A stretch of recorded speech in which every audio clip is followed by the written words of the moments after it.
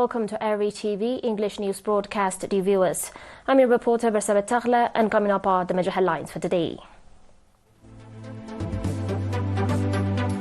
Measles and rubella vaccination program to take place from April 24. Assessment meetings on progress of agricultural activities in various regions. U.S. to withdraw its troops from Niger, according to sources. And U.S. double standards escalating Middle East tensions towards war. On your domestic reports, the Ministry of Health has announced that a national measles and rubella vaccination program, which will also include the distribution of vitamin A supplements, is set to take place from April 24 to April 28 across the country. Mr. Tedros Adhanom, head of the National Vaccination Program, stated that vaccinations and vitamin A supplements will be provided to over 520,000 children aged 6 months to 5 years. These services will be available at 302 permanent centers, 900 temporary sites, and 65 mobile units. Furthermore, Mr. Tedros mentioned that more than 4,000 personnel from the Ministry of Health and local administrations are being deployed to support the program. He also urged all area administrations to enhance their efforts in promoting and facilitating the program and encouraged parents to ensure their children are brought to the vaccination centers on time.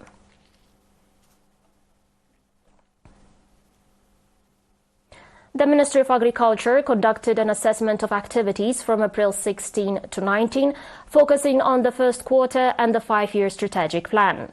These meetings took place in the Central, Ansaba and Gashbarka regions and were attended by over 400 individuals, including the Minister of Agriculture, regional administrators, senior officials from the ministry and agricultural experts. During the meetings, reports were presented that centered on the key elements of the 5-year strategic plan. These included land development, natural resources management, crop development, livestock development, integrated and sustainable agro-businesses, and human resources development. Regional heads from the Ministry of Agriculture also delivered reports on various topics, such as human resources deployment at all levels, water and soil conservation, the construction of micro-dams, development of vegetables and fruit, health of livestock and crop seeds, agricultural inspection, research and trials, and controlling locust invasions. Participants engaged in extensive discussions on the presented report and adopted several recommendations. These recommendations aimed at enhancing environmental sustainability, producing liquid fertilizers from organic waste, providing training to farmers, strengthening surveillance and control of desert locust invasions, and introducing solar-powered irrigation systems, among others. The regional governors emphasized the need for effective land management and usage, encouraged young agricultural experts to increase their involvement in improving agricultural outputs, and highlighted the importance of intensifying water and soil conservation efforts. Speaking at the events, Mr. ERi-TV, Minister of Agriculture, highlighted ongoing initiatives aimed at increasing agricultural production through exemplary farmers, small and integrated family agricultural programs, and small to medium agro-businesses, noting that these initiatives were yielding encouraging results. Minister ERi-TV pointed out that integrated water and soil conservation, the development of household poultry farms, cultivation of sweet potatoes, beekeeping, and the expansion of improved crop seeds, as well as the use of organic fertilizers, are crucial for ensuring nutritious food availability for everyone. He also urged ministry members, agricultural experts, administrators, and the public to regularly hold assessment meetings to review their activities.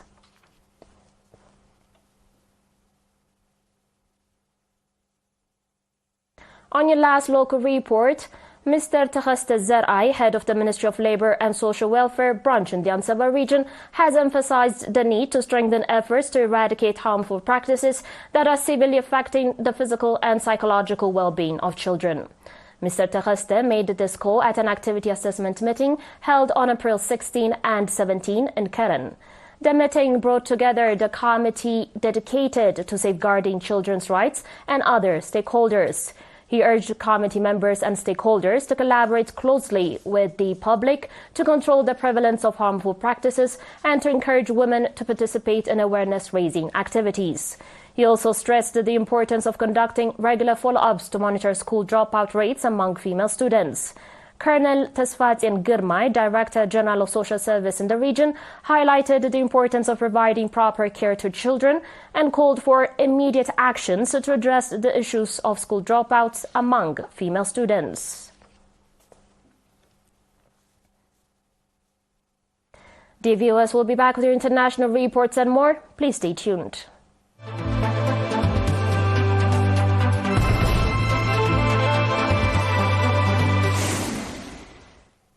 Welcome back.